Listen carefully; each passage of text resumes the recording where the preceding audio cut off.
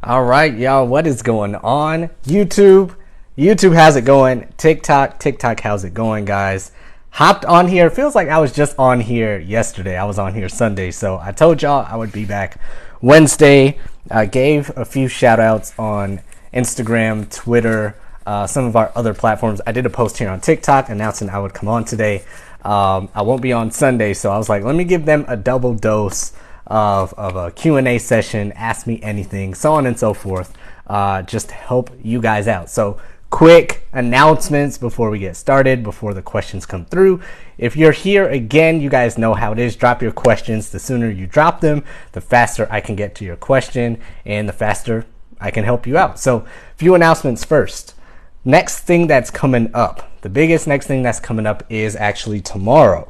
We're doing a live pre-PT chat like we do every Thursday, tomorrow night on Facebook and Instagram. So if you're not following us on Instagram or Facebook, follow us there. We're doing a pre-PT chat live on Instagram and Facebook tomorrow night, Thursday, between 9 and 9:30 Eastern time. 9 Eastern time, we go live on Facebook in our Facebook group, Pre-Doctor of Physical Therapy Students.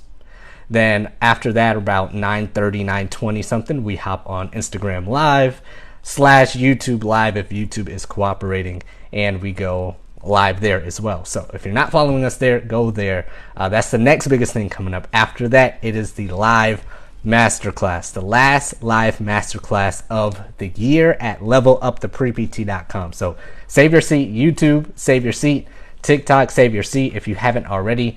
We have over 400 people signed up already. It's on June 13th, 12 p.m. Eastern time. Leveluptheprept.com. Save your seat. If you already registered, you will get a replay link. So don't worry about if you cannot make it at 12 p.m. Eastern time. You'll get a replay link, and we have a special guest joining us for this last masterclass of the year. So we do 3 of them in a year before the application cycle opens.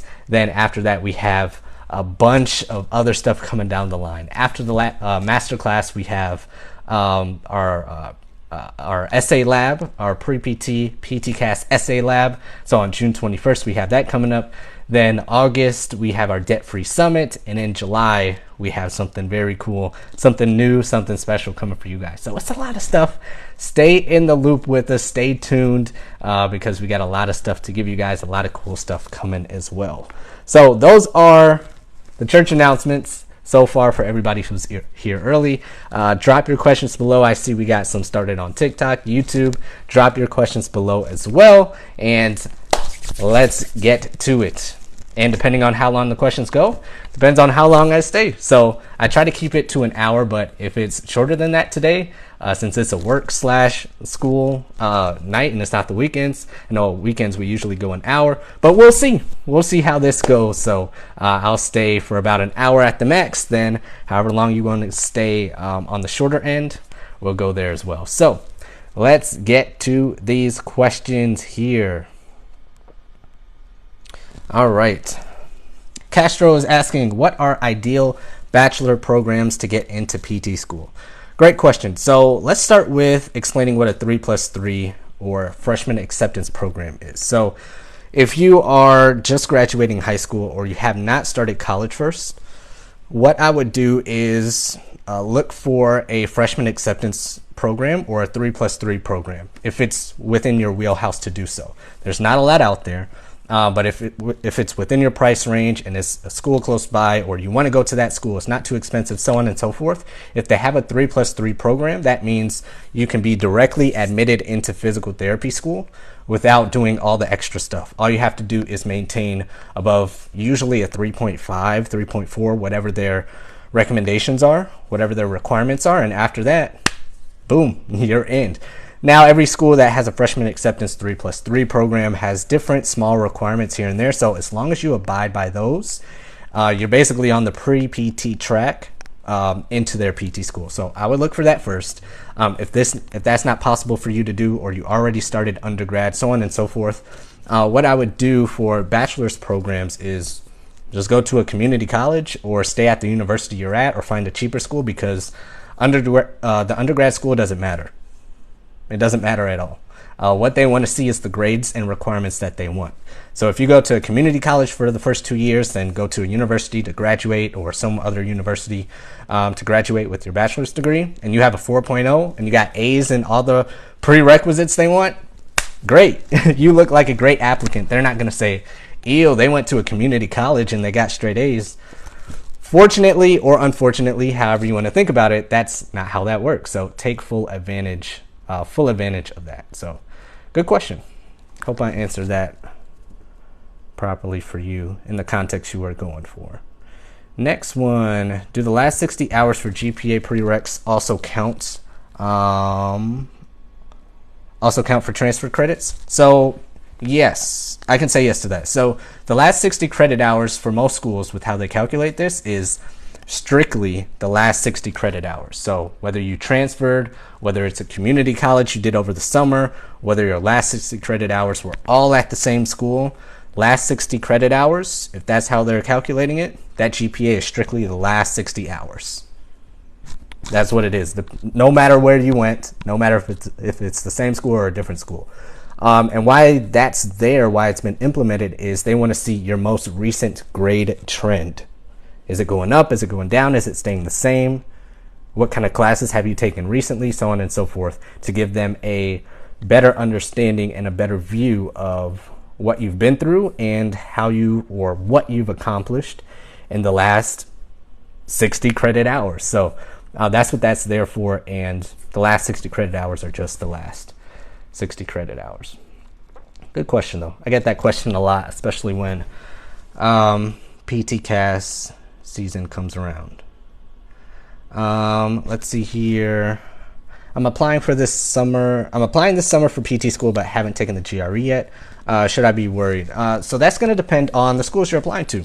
If the schools you're applying to require the GRE and their deadline is very early, then you might want to kick things up into gear. I don't want to say, oh my gosh, be worried and freak out, because we don't need to freak you out any more than you already might be. But you do want to kick things up into gear. If they do not require the GRE, then you don't have to worry about it. If they do require the GRE, or it's recommended, so on and so forth, then you want to look at the deadline of the school. Is the deadline January 15th, January 1st, October 15th, September 1st, August 15th? When is their deadline for you to get that GRE in? And that will give you a better idea as to how worried or not worried you should be. So just keep that in mind. It's not a straightforward answer. It depends on a lot of factors, but good question though. When can I start my application process for PT school / programs? I'm a senior in undergrad. So Cleo, if you want to start physical therapy school next year, so fall summer 22, you would apply now. And the application opens in 13 days, June 15th. It opens then for you to start on your application. So that's when you would apply. If all your requirements are ready, if you're done with prerequisites and so on and so forth, that's when you can start your application. So if you're not ready though, and you got a lot of stuff to do, don't feel rushed. Wait another year, take a gap year, so on and so forth. And don't rush an application either. But that's when you can start your application. I'm going to take one more from TikTok, then I'm going to hop to YouTube for a second. What grade in anatomy would you recommend getting? An A+. An A+. That's what I would recommend getting in anatomy. All right. We got those there. That's where I stopped. All right. YouTube. Dominic, what's up? I believe it's Dominic, not Dominique, right?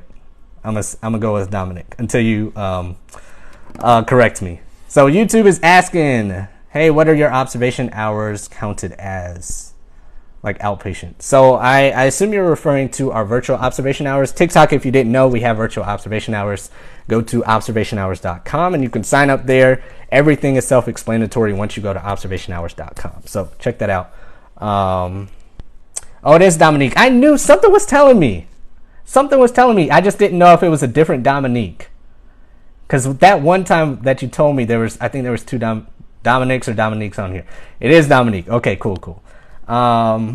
Yeah, our observation hours are outpatient hours, because myself and the other co-founder Joseph work in outpatient clinics. So if that's what you're talking about, if that's what you're asking about, it is outpatient. So I hope I got the question right. Let's see.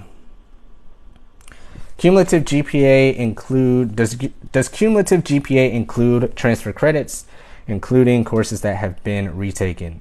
Yes. So cumulative GPA is just a culmination, an overall conglomerate score of every class you've ever taken after high school. So yes, cumulative GPA does include transfer credits. It includes retakes. It averages them all. It just lines up all your classes that you've ever taken after high school, does a AI calculation, a computer system calculation, and boom, that's your GPA depending on those credit hours and the credit converted score from your grade. Just saw your GRE video. Hated that. Yeah. GRE is not fun at all. A lot of schools have differing opinions on that. Some schools hate it as well. Other schools are like, yeah, we still like it. We're still looking into the research here and there. So I'm curious to see what's going to happen to the GRE in the next year, 2, 3. Curious to see how long it holds on. So we'll see. I had to take it once and that was it. And I was done. Do you guys give letter of recommendations or a letter indicating hours? So if you're talking about our virtual observation hours, Dominique, yes. So once you finish our case studies, whether live or pre-recorded case studies, we give you the form with our license number and our signature on it, verifying that you completed the hours. So yes, it's a PDF automated email once you finish the assignment, once you finish the assessment. That gets automatically sent to you after you finish. So yes, you get a verification form explaining everything you need. It's everything you need. You take it, you upload it to PTCast, and those are your observation hours from us. So yes, we give you a verification form as well. Let's see here. When do you recommend to start studying and taking the GRE? Let me do this one first. For observation hours, not just your virtual ones, we just need the PT's email. Yes and no. So for observation hours, you can either have the email or you can have a form, a verification form with their email, their signature, and their license number, and the times that you were observing. If you have that verification form and log sheet, you can just take that PDF and upload it to PTCast, and the PT that you observe doesn't need to do anything else. If you do not have that form, then you need to go in PTCast when it opens after June 15th and take their email and send them an email through PTCast. You put in their email, press OK or submit, and PTCast will send that email to a physical therapist, and they will fill out the verification form that PTCast gives to them. So yes and no. You can go either way. Then you're asking, when do you recommend studying and taking the GRE? We usually recommend the spring/summer before you apply, but that doesn't mean you're held into that time frame. So if you're applying June 15th of this year, you would want to take it between January 2021 and like May 2021. But if you want to take it before, or if you need to take it after, you still can, but that's what we recommend taking it as, or taking it within that time frame. Is it worth it going the PTA route? So it really depends on your goals. I'm assuming, and let me know if I'm wrong with this, question from YouTube. I'm assuming that you're asking this because you're trying to go into the physical therapy career either way. Like you're trying to be a DPT either way is what it sounds like. I'm trying to read between the lines. So if that's the case, if you're trying to be a DPT anyways, being a PTA might just take more time and cost more money than just going directly for the PT degree. But if you genuinely want to be a physical therapist assistant for whatever reasons you choose, then yes, it could be worth it. You can have a great career. You can make some good money there. You can be a business owner. You can start your own thing. You can help a ton of patients. You can have a great career as a PTA if that's what you want to do. But if you're just solely using it to try and fast track your way to be a physical therapist in a doctorate of physical therapy program, then it might not necessarily be worth it. You might be wasting more time and money going that route, because they're not going to say, oh my gosh, you were a PTA, come on in. It just doesn't work like that. It can help, but it's not a fast track pass to a DPT program. Dominique's asking, what prior knowledge do you need in order to complete the case studies? None. We tell you everything you need to know. So this question's asking about our virtual observation hours. Nothing. We have people in high school, we have people in PT school, everywhere in between. And all we do is talk about the case study from a patient that we've seen in the past or present. And we give you, I think it's 4 separate like open-ended questions for you to reflect and talk about what you learned. So if you go to observationhours.com, you have some intro videos and you can start getting hours like now, tonight. If you hop off this live stream, sign up for virtual observation hours at observationhours.com. You can start getting your first hour, I think it's 2 hours tonight. And we explain the whole thing and how the SOAP notes work and what you have to answer and how it's all explained to you. So no, you don't need any prior knowledge. All the knowledge you need is from the case study that we give you, and you'll be good. Carolina says thank you, or Carolina. Good stuff, good stuff. I got that one, Okay, cool. Maya, I believe, is asking, is there any way to apply in the fall of 2021 and start PT school in 2022? Yeah, absolutely. A lot of the deadlines are technically in the fall, or however you view the fall after September 21st. A lot of the deadlines are technically October 1st. So most of the deadlines are the 1st or the 15th, depending on how the weekend falls as well. So the 1st or the 15th. So October 1st, October 15th, November 1st, 15th, December 1st, 15th, January 1st, 15th, all the way till, I think the latest deadline is like May of the following year, May 15th, May 17th, something like that. So yes, you can apply the fall of 21 and get accepted the year after. Some people, depending on their application in the school, apply the night before the deadline. The deadline's 11:59 Eastern time. They apply 10:59 Eastern time or something, and they get accepted. So I don't recommend doing that because a lot of factors go into that. But yeah, you definitely can apply that fall and get accepted the next fall, because that's when the majority of the application deadlines are. It's a good question. All right. Queen Jazz is asking, will schools accept a C- when applying to PT schools? Most schools do not accept a C-. However, the good news is that they take the retake, either the average or take the highest grade. So if you have a C- right now and you retake it, you get an A. Some schools accept the A and don't even look at the C-. Some schools average the A and the C-, and now you have like a B or B- or something like that. So you'll be good either way. You just have to retake the class. So yeah, good question. It usually cuts off at a C. Some schools cut off as a C+, but I'm going to be safe and say a lot of the schools is a C. They take a C and above. C- usually does not cut it.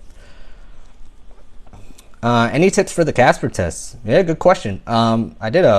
I think last year around this time I did one small video on the Casper test, but basically you don't have to necessarily study for the Casper test because it just wants to see how you are as a person. Like, these are open-ended, like, ethical questions, and these are real people grading them from what I've researched and from what I've seen. So you can go to the Casper website and look at some of their like introduction or example videos and just get a feel and see how the Casper test is given and see what kind of examples, ethical questions, and things like that they kind of ask. So there's no real study strategy. There's no big tips. And this is a good thing, in my opinion, that you need to keep in mind for the Casper test. They basically just want to see, how are you going to be as a human? Like, what are your responses to different scenarios that might come across in clinical rotations or as a PT? Like, what kind of person would you be? They're trying to get to know you outside of the paper application. So when a lot of students are saying, oh, I want them to know me, I'm more than my GPA, I'm more than my GRE, I'm more than these numbers, I'm more than these classes, well, this is your time, especially with the Casper test. So don't overthink it. Don't try and give them the answers they're looking for. Just be honest, just be truthful, and just respond with a way you would respond to that situation. That's really it. Then on the website, they're pretty good about explaining what it is and what it does and what kind of schools use it and why they're using it as well. So it's pretty simple, pretty easy, a lot less stressful than the GRE. So definitely don't have to stress about it. Any tips? Okay, we're good. Any tips when studying for the GRE? So we always recommend using a error-based type of preparation, meaning that you want to focus on the parts that you did the worst in. So if you get your score back and you did really horrible in the quantitative section, we always ask, okay, which part of the quantitative section is really pulling your score down? Is it trigonometry, geometry, algebra, word questions, or whatever all the nuances and sections in the quantitative GRE section is? What part, be as specific as possible to what part was pulling your score down. Because if you can find that hole that's leaking points out of your score, you can plug up that hole and then fill up that GRE bucket to rise your score. But if you don't find that hole that's leaking, then you go and study everything again and try to find where the hole is. Then your score goes up just a little bit, but that one section of quant is still leaking points from you. So you study again, then you get frustrated. Then you study again and get frustrated when you haven't found the spot that's leaking points. So be as detailed as possible, verbal or quantitative, and find where it's leaking points. Study that, focus on that, and that will raise your score the most. So that's error-based preparation from our definition, and that's what we recommend doing when studying for the GRE. And Anastasia is asking, when are applications due? So that depends on the school you're applying to. The applications are due on the 1st or the 15th of every month. So if you want to apply to NYU's deadline might be October 15th. If you want to apply to FAMU in Florida, their deadline might be January 15th. If you want to apply to USC, University of Southern California, or Samuel Merritt, or West Coast or Western, their deadline might be November 1st. So it really depends on when that deadline is. Thank you. No problem. You got it. I work in a PT clinic. And received great reviews from patients. How can I apply those into my app? So, great question. So you can usually find a way to incorporate those experiences with those patients in your PTCAS essay or your supplemental essays, depending on the prompt question they ask. So whatever patient said about you, you want to tell the story behind what that patient said. So if you got great reviews, you don't want to go in your essay or in an interview or in an email or info session, whatever that is, just saying, oh, the patient said I was compassionate. The patient said I was so nice. The patient said I remembered their name. The patient said this. I mean, that's cool and all. And that really is great that you got great reviews, but you have to remember that the PT admissions committee has seen you saying, oh, the patient said I was great. They've seen your stereotype of a student 3,672 times. So you just saying, oh, the patient said I was great is not really moving them because they see this across their desk every day. So what you want to do is tell the story behind why that patient said you were great. What does that patient do? Why were they there? What did you say to them to make them feel a certain way? What did they come in with? How did they inspire you? And in turn, how did you inspire them? What did you learn from the patient? Were they a bad patient when they first started and you turned them into a great patient? Like, what's the story behind that? And tell that story like you would, like your favorite movie tells you their story. Make it super interesting. So that's what I would do. And if your heart's beating like, oh my gosh, I don't know how to do that, don't worry. June 21st, we have a PTCAS essay workshop, and I'll break it all down for you. You can write it with me. So I got you. All right, we're still good on TikTok here. YouTube is good. All right, good stuff. Any suggestions on finding a grad school to go to? So what I would do is go to our YouTube channel, and I'm streaming live from YouTube as well, and type in pre-PT grind low-cost physical therapy schools. Because in my opinion, those are the best grad schools to go to. The schools that cost the least. Because in physical therapy, it doesn't matter what school you go to. They just want your license number. And all schools teach you the same things relatively so that you can pass the board exam to get your license number. So I would start there and see what schools cost the least. That would be my first priority. Then after that, then you can say what's next in line of importance to you. Is it the location? Is it the clinical experiences? Is it the faculty? Is it the alumni network? So on and so forth. The research opportunities. What's important to you? And make your list from there and start your search after that. So that's where I would go first. That YouTube video, low-cost physical therapy schools. Just type in pre-PT grind low-cost physical therapy schools. You'll see me like doing some stupid thumbnail thing. So there first, then I would go to ptcast.org and just start searching schools in your state, in your area, or in a state or region of the country where you want to go, and see their requirements and go on their website, browse them, and see what they're about as well. All right, let me get to the YouTube question, then I'll hop back over to TikTok. Valerie, if I plan on graduating in August 2022, I would only be able to apply for schools that have a fall start to their semester. So you graduate in fall 2022. Yes, that is correct. That is correct. So,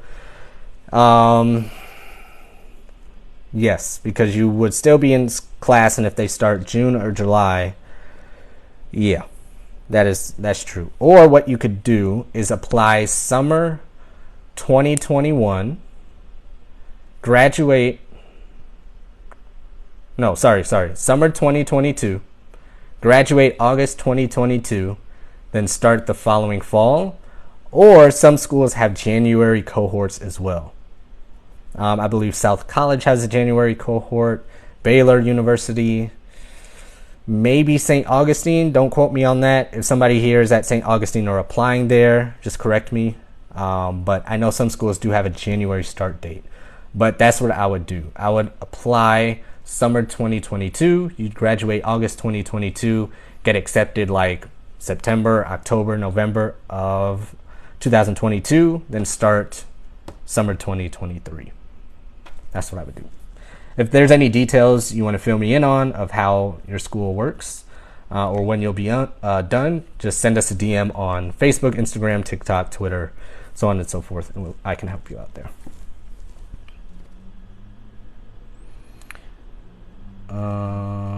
If I'm unable to attend the masterclass next weekend, brother's wedding, hey, congratulations. Yes, you'll get a recording of it. All registered people for the masterclass will get a replay emailed to them.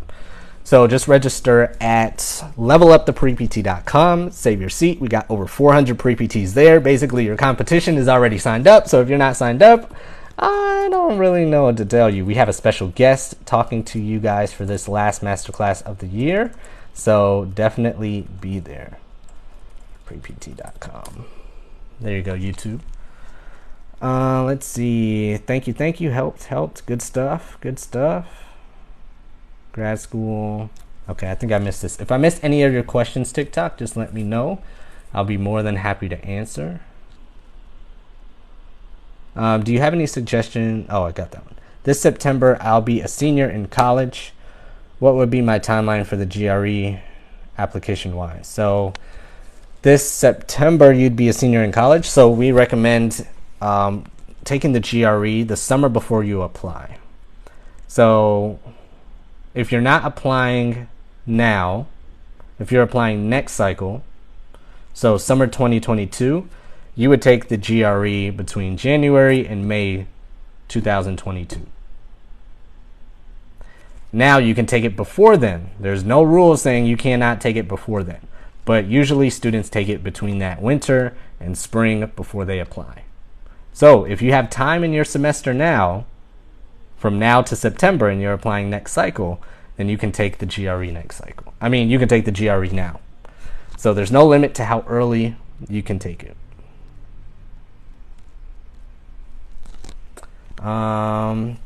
Can you explain a little how the essay lab works? Yeah, so you can kind of see on the page that we did last year a little bit about it. If you go to preptessay.com, you'll see an updated video of me, you know, giving a little, hey, blah, blah, blah, blah, blah. Then you'll see like all the sales pages of how it works, or all the options of how it works as well. So you can get a sneak peek there. But the essay lab is literally like, okay, guys, here is the prompt. Here is the introduction. This is how you need to think about the introduction. This is how you need to organize it. You need to organize it in these 3 steps. Here are some examples of how I would do it based on 3 different scenarios. An EMT example, a musician example, and if I was going to write about like being a PT aide or something like that. So based on these 3 examples, this is how I would organize it. So here's your examples, and now we're going to cultivate that into a whole written introduction. All right, so here are the examples. Here's how you set it up. That's why it's important. Boom. Now here's the full introduction paragraph. Perfect. All right, now it's your turn. Write it. 3 minutes. I've given you 3 minutes and go. So based on everything I explained in the introduction takes the longest part. So in the first 20-25 minutes, you guys are taking notes with me. Okay, this is my example. He said an EMT example or a musician, but I want to write about my ACL tear. Okay, I'm writing some stuff down based on what he's saying. Okay, my time to write. Boom, let me jot stuff down. 3 minutes. Boom. All right, done. Now moving on to the body paragraphs. All right, guys, this is how you need to set up the body paragraphs. This is what you need to think about. Here are the 5 components of the body paragraph. And here are some examples. Remember the EMT example? Remember the musician example? Remember the Hurricane Katrina example that I talked about in the introduction paragraph? Okay, let's expand on those examples, and this is how I would expand on those in the body paragraphs. 1, 2, 3, 4, 5. Here's how I would split them up and plug in what we already talked about in the introduction paragraphs into the body paragraphs. Okay, here are some examples. Boom. All right, your turn to write. 3 minutes. Let's go. All right, then we do the same thing for the conclusion. So it's literally a lab. It's literally a workshop of you guys writing the essay with me. So that's how the essay lab works. Good question. What job should I look for while in grad school? You should look for flexible jobs. Anything that you can do that revolves around your grad school, physical therapy school life. So physical therapy school is most important. What can you do that revolves around it? Can you trade AMC stock? Or can you trade Dogecoin? Or can you babysit? Can you play a musical instrument? Can you be a personal trainer, social media director, a blog writer? You know, what is flexible that you can do on your own time to make money? That's what I would say. That's what I did as well. Cycle opens on June 15th. Application cycle opens on June 15th. How time consuming is a PT program in terms of class and studying? So it's very time consuming. So physical therapy school, you're in class, and it depends on the day in the school, of course, but you're in class from, let's just say 8:30 to 5:30. And yes, you have some breaks in between there, but let's just say you have a class from 8:30 to 10, then you have a little break, then you have a class from 10:30 to 12, then you have lunch, then you have a lab from 1 to 3, then you have a class from 5 to 7 or 4 to 5. Then you have to study, then you have to work out, then you have to work, then you have to eat, then you have to study for all those classes that you did, then you do it all the next day. So it's very time consuming, but once you know how it works and once you get in the zone, things start to slow down and you can spin multiple plates, and it's really not that bad. What can help you stand out when applying to PT programs? Everything I'm saying here. Everything. So that's what this whole account and this whole thing is for, to help you stand out. But the biggest thing, or one of the biggest things I would say, is to put yourself in their shoes and say, okay, based on my application now, would I accept me? And if I had to accept me compared to all the other applicants that would apply to my school, would I really stand out? And if not, what applicant would I have to be to even stand out to me if 1,000, 500, 200, 325 other applicants were applying. And once you put yourself in their shoes, then the game starts to change for you. And you walk differently, you apply differently, you think about things differently, and it all goes downhill from there. So that's one aspect that I'd keep in mind. Put yourself in their shoes and become that applicant that you would accept. How many volunteer hours do you need? Depends on the school. Some schools want 10, some schools want 50, some schools want 100, some schools want 80. So it all depends on the school. Good question though. All right, I think we're good. I'm gonna wait a few seconds, see if any other questions kind of pile in at the last second. Then I'll let you guys go and get ready for the end of the week, Thursday and Friday. Halfway there. Oh, here are the questions. There we go. Does it look bad if I didn't have a recommendation from a professor, but had one from a PT and PTA? Not necessarily. It just depends on their requirements. So do they require a letter of recommendation from a professor? If they do, and you don't have one, yes, it would look bad. But if they do not require a letter of recommendation from a professor and you don't have one, then you're good. You don't have anything to worry about. So if it just depends on their requirements. Can you include hours you worked as a paid PT tech for observation hours? Yes, you definitely can. Just triple check with the schools you're applying to and just make sure they're not sticklers for observation hours, saying, oh no, you can't take the paid hours, we won't take them, boom, boom. So as long as you make sure they're not, being all that stuff about your application, then you should be good. Over the years, paid hours have been more than fine, so you should be all good. Hey, Debbie, what's going on? Glad you hopped on YouTube. Glad you could say hi. Hope everything's going well. And yeah, shoot a Voxer over whenever you need help. You know how everything works. But glad you're here. Before I close out. Got that. Thank you. Struggling to find the confidence in asking PTs and professors for recommendations. Yeah, that's a big one. So, the first thing that comes to mind with the confidence with asking for letters of recommendation is just remember, how important is this to you?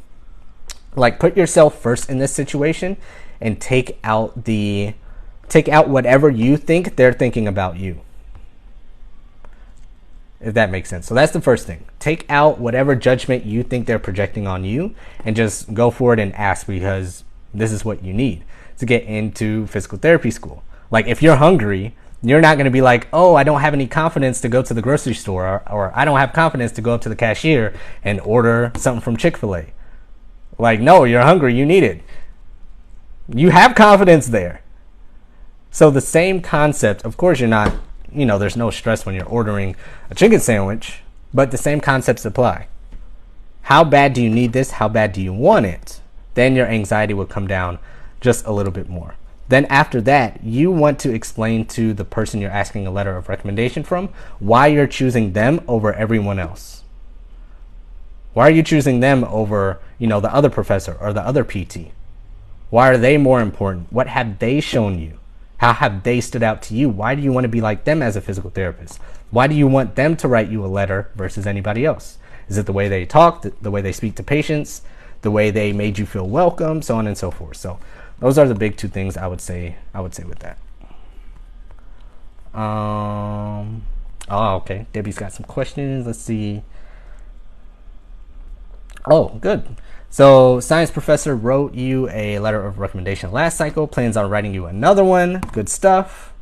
She's asking me what else I can mention in the letter of recommendation. I have no clue. Is it weird that I want to ask her for a copy?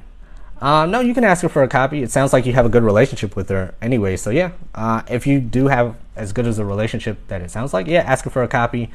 Then you can Voxer me as well for some more tips on this. But basically, I would first ask for a copy to see what she already wrote. But what what else you also want to do is you can either give her a resume or a list or a cover letter of stuff that you want her to include, so that you can make her life as easy as possible. Because it sounds like she wants to write you a great letter of recommendation, but she just doesn't know what to include or wants to make sure it's great. So I would put on there what you want her to include about you. Then, of course, why you would be a great physical therapy student overall, why you can handle the academics in physical therapy school, and why you would be a great PT.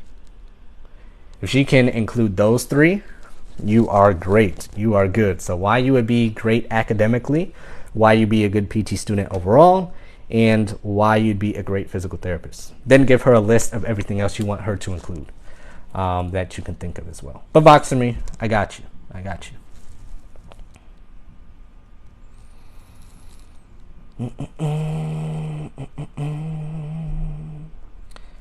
Internship. Good. Thanks for asking or answering that. Best way to organize and turn in observation hours. What I would do is you can download our observation hours verification form and log. Link is in the bio. Go all the way to the bottom and click observation hours sheet or form, whatever we call it. And I would just log it, write it in, or you can make your own log in an Excel sheet and keep track of it and have them sign it. Then you keep it on a PDF file or on paper. Then when it's time for you to apply, you just upload it. That's the easiest way to organize it. Don't overthink it. Just keep track, log it, have them sign it, and upload it when it's ready.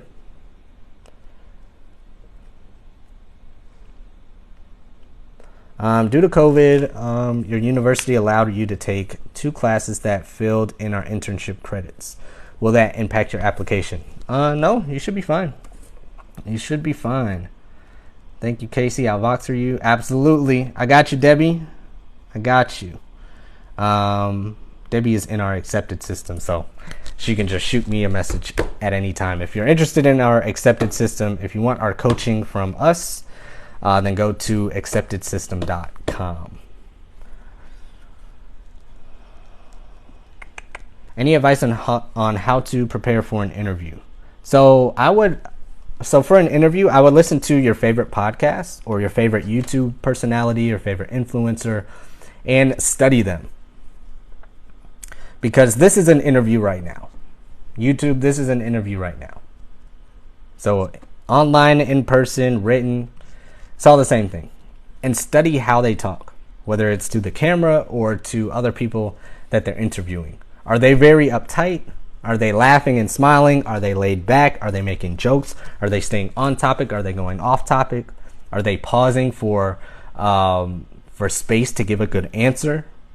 So on and so forth. Study how they're doing their interview, and that's the framework that you want to do your interview with, because in the interview, they just want to get to know you as a person. Do you have good communication skills? Can you talk and hold a conversation? Can you give them eye contact? Can you smile? Can you remember what they said and flow off and branch off the conversation if you know a little bit more about the topic that happened to be talked about? Because that's what they do on regular interviews on YouTube, right? Or on podcasts. So study those interviews and be as closely related to them as possible. Of course, in a professional way. If your podcasts that you listen to are wild and crazy, just act accordingly. But study the interviews is what I would say. Acceptable GRE score, a 300 combined score, 150 on the verbal, 150 on quantitative, 4.5 on the writing.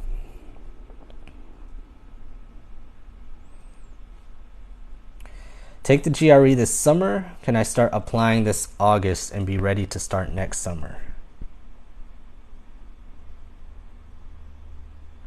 If I take the GRE this summer, can I start applying this August? Yes. Yes, you can. Had to think about that for a little bit to make sure I'm giving you the right answer, but yes, you can. You technically can. What are some of the best GRE studying resources in your opinion? All of them work. The only difference is you. So you have Magoosh, Kaplan, Manhattan Prep, Princeton Prep, Greg Matt, some other ones that people use, but they're all great. They're all great. The only difference is you, the studier. So any one of those are great. Excel sheet, had a PT sign it monthly. Perfect. PT schools care if I take a gap year? Not at all. Feel free to take a gap year. You will not be seen as less than if you take a gap year. Second week of PT school, stressing out about the first lab practical. Advice on depends on what your lab practical was for or about, but just remember that being a physical therapist is a lot easier. Or I shouldn't say remember because you're not there yet, but let me tell you, being a physical therapist is way easier than being a physical therapy student. So if you can get past this lab practical, you'll be good, you'll be fine. I think one of the things that helped me a lot in lab practicals was one of two things: having a chip on my shoulder about the teacher, trying to prove them wrong, and going on there like going into the lab practical like, oh, you think you're smarter than me? You think you can like trip me up on this test? Do you know how hard I studied? Like, you got the nerve to ask me this type of question? Boom, let me prove to you that I got this. That's one. Then the next thing is acting like the teacher isn't in the room. Helped a lot, because when I did that, my scores improved and I was a lot more natural. I didn't overthink things. I wasn't nervous of forgetting something. I just went with the flow. So either one of those two, try them out. But those are the strategies I used. All right. Any last words, any last questions before I let you guys go? I'll wait a few seconds. Then I'll tuck you guys into bed, especially those of you on the East Coast. It's what, 10:46 out there? West Coast, y'all are just waking up out there. What is it, 7:46? I'm on Central Time, so I'm in Chicago. But yeah, any others? I think we're good. All right, y'all. I'll probably be back on here maybe next Wednesday or the Sunday after, but I will be in Orlando, Florida on this Sunday, so look out for some content, live content or pre-recorded later on from myself and Joseph. We have a conference in Orlando, Florida with some business physical therapy people. So have a good week, and we will see you later.